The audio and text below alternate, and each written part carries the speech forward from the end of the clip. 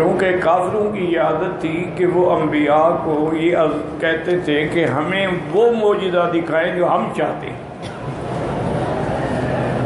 جیسے کہ مشرکین مکہ نے بھی حضور صلی اللہ علیہ وسلم کی خدمت میں یہ بات کہی کہ لن نؤمن لک حتی تفجر لنا من الارض ینبوعا، ہم آپ پر ایمان نہیں رہیں گے جب تک کہ مکے کے اندر چشمے جاری ہو جائیں، باغ لگ جائیں، سبزہ ہو جائے، آبادی ہو جائے جیسے طائف میں ہے، پھر ہم ایمان لانے میں سوچیں گے۔ اسی طرح حضرت صالح علیہ السلام سے بھی قوم نے یہی مطالبہ کیا تھا کہ اگر اس پہاڑی سے ایک اونٹنی، اور وہ اونٹنی بھی حاملہ ہو، قریب الولادت ہو، وہ نکل آئے پھر ہم آپ پر ایمان لائیں۔ تو صالح علیہ السلام نے انہیں بڑا سمجھایا کہ ایسی بات نہ کرو، یہ سنت اللہ ہے کہ اگر کوئی قوم پیغمبر سے معجزے کا مطالبہ کرے اور اللہ وہ معجزہ ان کو دے دے، پھر ایمان نہ لائیں تو پھر فوراً عذاب آ جاتا۔ انہوں نے کہا نہیں، ہم ایمان لے آئے۔ حضور صلی اللہ علیہ وسلم پر بھی اللہ نے جبریل علیہ السلام کو بھیجا کہ میرے محبوب یہ جو کچھ مانگ رہے ہیں میرے لیے کیا مشکل ہے، میں ان کی مطلوبہ ساری چیزیں دینے پر ایک کن کہنے سے مل جائیں گی، لیکن اگر پھر یہ ایمان نہ لائے تو پھر ان کو ہم ختم کر دیں گے، ان کی نسل بھی بڑھ جائے، یا پھر ان کو ان کے حال پہ چھوڑ دیں۔ جن کے مقدر میں ایمان ہے وہ لے آئیں گے، جن کے مقدر میں نہیں ہے نہیں لائیں گے۔ تو حضور پاک نے اللہ کے حکم سے جواب دے دیا کہ معجزات میرے ہاتھ میں نہیں ہیں۔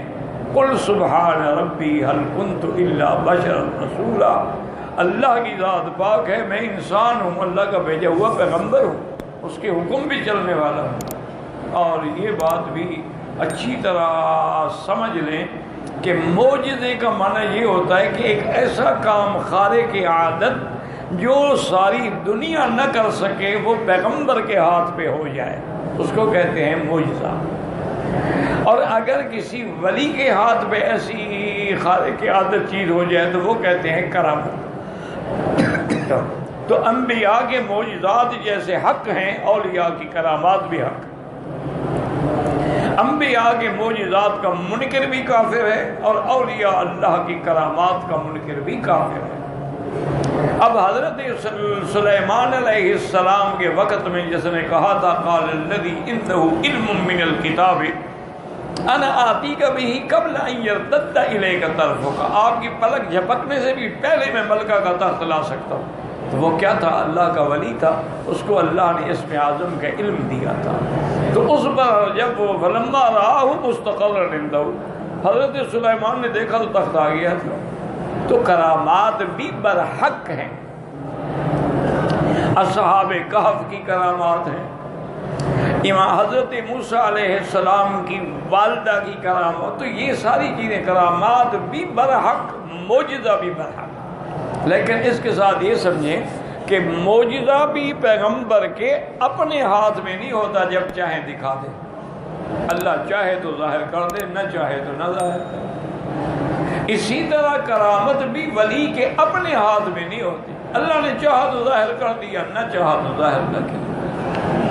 تو اصل چیز جو ہے وہ اللہ تعالیٰ ہی اگر نبی کے ہاتھ میں ظاہر کریں وہ معجزہ ہے، ولی کے ہاتھ میں ظاہر کریں وہ کرامت ہے، لیکن ان کے اپنے ہاتھ میں نہیں ہوتا۔ اس لیے حضور پاک نے فرمایا کہ قل سبحان ربی هل كنت الا بشر رسولا، میں انسان ہوں اور اللہ کا بھیجا ہوا رسول ہوں اور اللہ کے حکم پر پابند ہوں، میرے ہاتھ میں معجزات۔ اور حالانکہ وہ بڑے بڑے معجزات دیکھ چکے تھے لیکن ضد کا تو کوئی راہ نہیں۔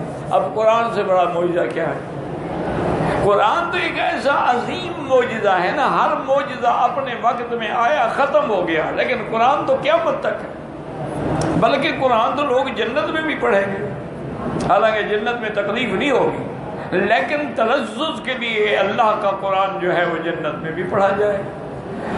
اور قرآن تو اس وقت بھی پڑھا جائے گا جب قاری اللہ کے دربار میں پیش ہوں گے، اللہ فرمائیں گے کہ اب دنیا میں تم میرا قرآن پڑھتے تھے، لوگ سنتے، اب تم پڑھو اور میں سنوں۔